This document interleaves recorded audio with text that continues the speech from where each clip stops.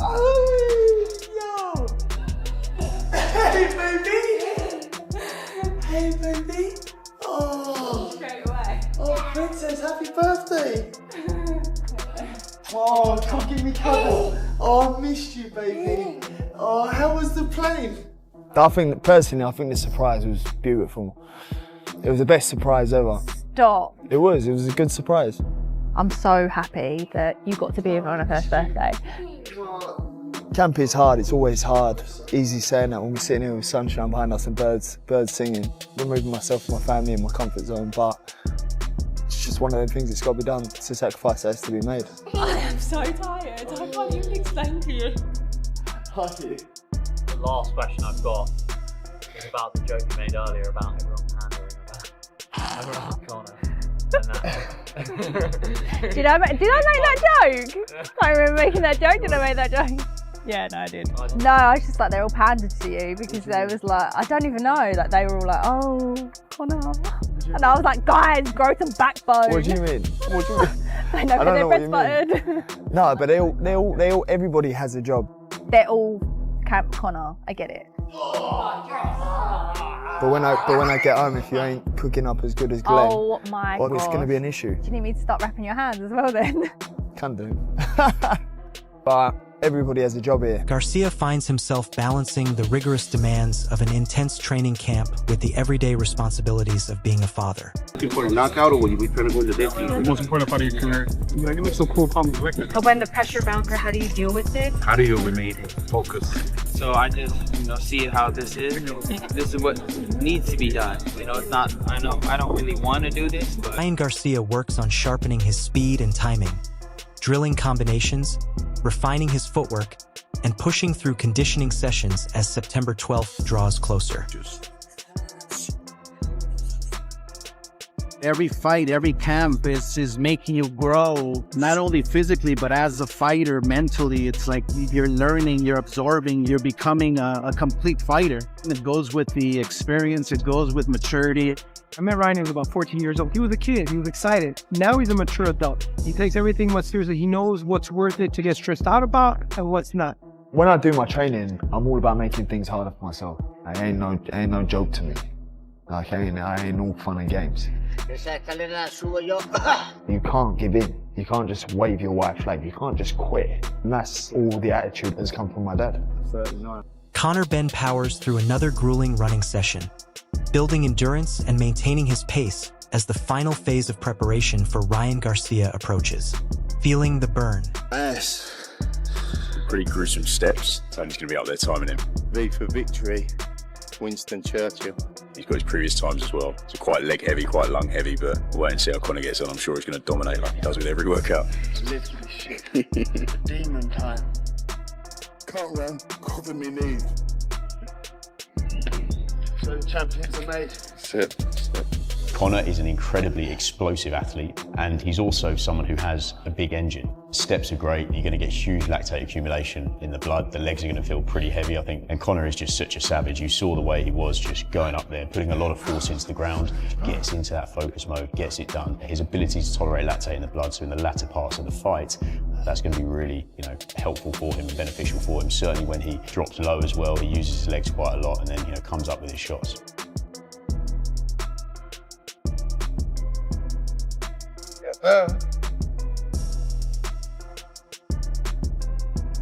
Perfect stories coming to an end. Good run. It's over now. It's over now. Yeah. That energy. She's getting destroyed. She's getting destroyed. 14. I don't care about the story no more. It's coming to an end. It's done. It's finished. Put in steak in it. Done. No more story. You had a good run, like I told him. It was a nice little cute story. It's over with now. It's over. I got a longer story. That's the difference. His chapter's done. He had a fun little one, a little cute one. He did good for his city. But it's over now. It's done. Kim, everything about him. I don't like him. He don't like me. I don't need anything. I just know I'm destroying him. That's it. I don't like him. He don't like me. I don't need him. I'm ready. I'm coming in there to conquer. Everything he thinks he believes in me, you gonna see something now. Ryan Garcia's training extends beyond the boxing ring, incorporating demanding strength and conditioning sessions designed to build power, stability, and endurance. Each workout adds another dimension to his physical readiness. I think he fucking thinks I'm showing him something new. He don't know me. You don't fucking know me. You don't know how many miles I fucking run. He's not crazy like me. You don't fucking think like me. He fucking calls it corny. I fucking believe all this shit. As Garcia moves through explosive drills, resistance training, and conditioning exercises, the focus stays on developing the strength needed to preserve his speed while remaining sharp throughout the later rounds. Yes. Him. I'm gonna make him believe my stories. I'm gonna make him believe. No shit.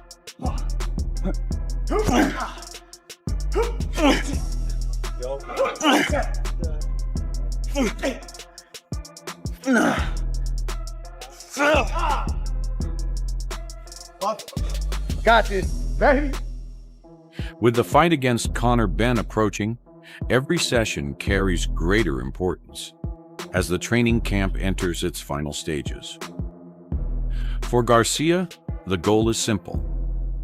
Arrive on fight night, physically prepared, explosive, and ready for the demands of 12 intense rounds.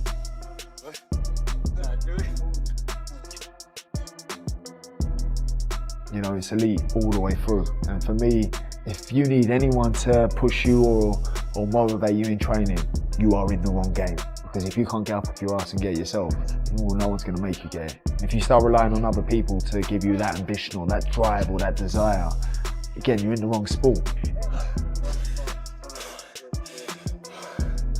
PBs all day. PBs for breakfast. Oh.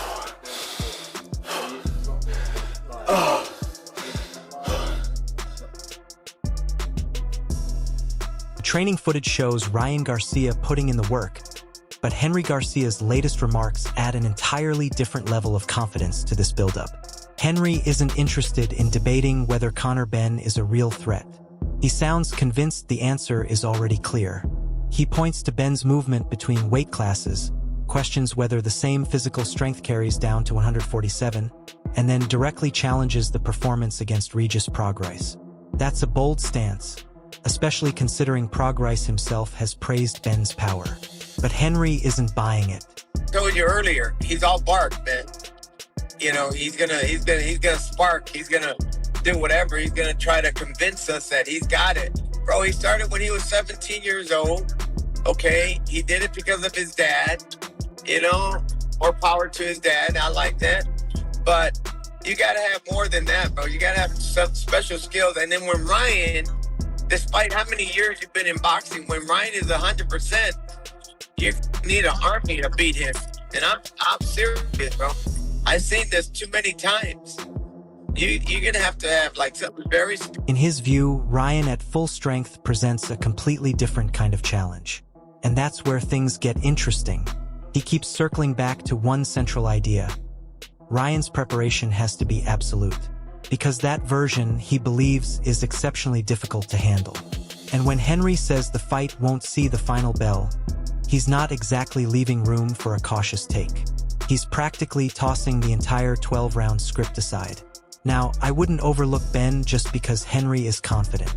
Conor has spent his whole career proving he doesn't mind being underestimated, and his pressure can rattle even the most skilled opponents. Don't think that he's not gonna get hit. He's gonna get hit, bro. Just a matter of time.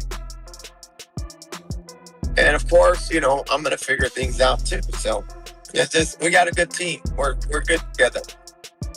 Tell me, how do you feel like the fight plays out in your eyes? Well, I know, I can just tell you this, it's not gonna go 12 rounds. If he says that he's a warrior, and that we have to kill him or whatever, that's a big mistake for him, because that's exactly what we're going to do. We're not going to kill him, but we're going to definitely knock him out. Not looking to hurt him badly, but we fully expect to put him down. Still, Henry's argument about the weight cut is worth paying attention to. If Ben has to drain himself to reach 147, does that affect his stamina, durability, or power once the fight moves into the deeper rounds? That's a legitimate question. Then Henry delivers that classic boxing mentality. Forget the old fights, forget progress, forget everything that came before. The focus is solely Ryan Garcia versus Conor Benn. And honestly, that's the matchup we want. No excuses, no distractions, no hiding behind the pre-fight hype. Just two competitors stepping into the ring with entirely different visions of how this night ends. He has that attitude, like he'll stop at nothing. Amigo, that's a bad mistake. Do you think he's a better fighter than Rolly? That he's a better fighter than who? Do you think Conor Benn is a better fighter than Rolly? You know, I haven't seen Rolly the way we did that one time, but again, you know, Ryan wasn't 100% because he had just got over the, you know, the year layoff and the COVID shit, whatever. I mean, you know, but that's the past, brother.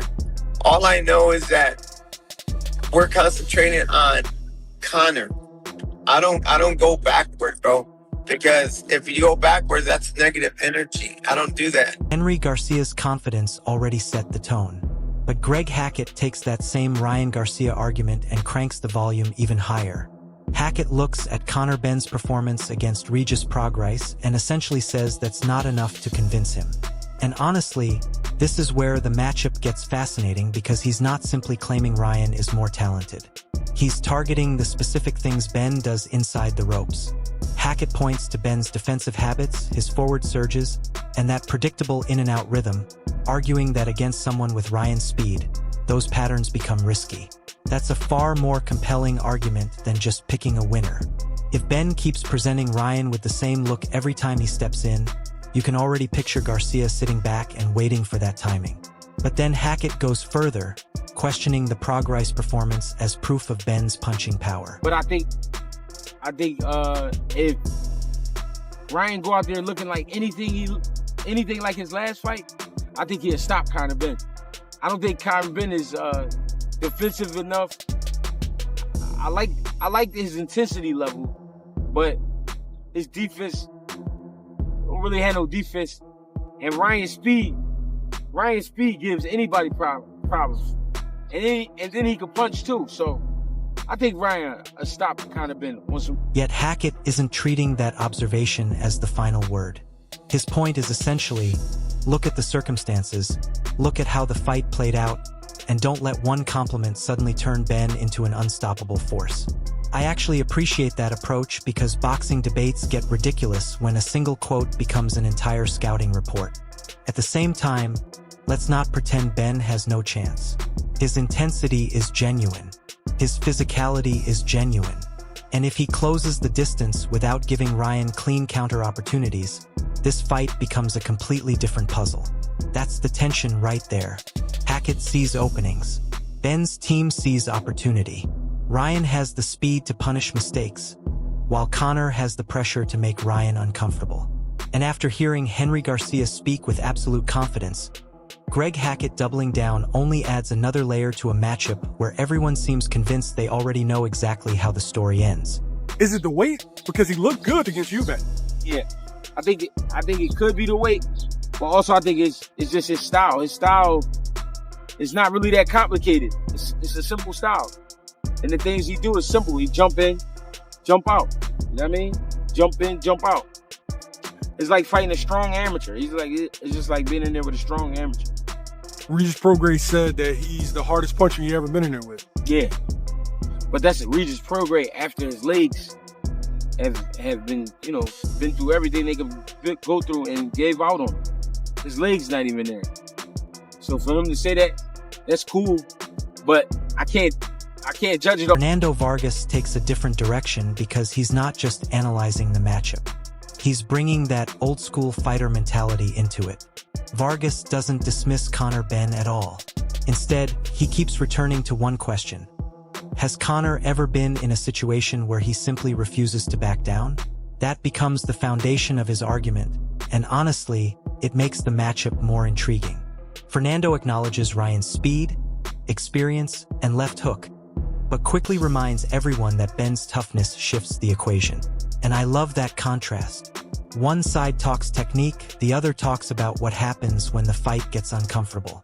Vargas even shares advice from his own career, explaining how boxing and movement can frustrate a dangerous puncher rather than standing directly in front of him. If you box and move, he's not gonna be able to hit you, he's gonna get mad. He's gonna tell you to come on, and you're gonna say, no, I'm too smart. And all that happened.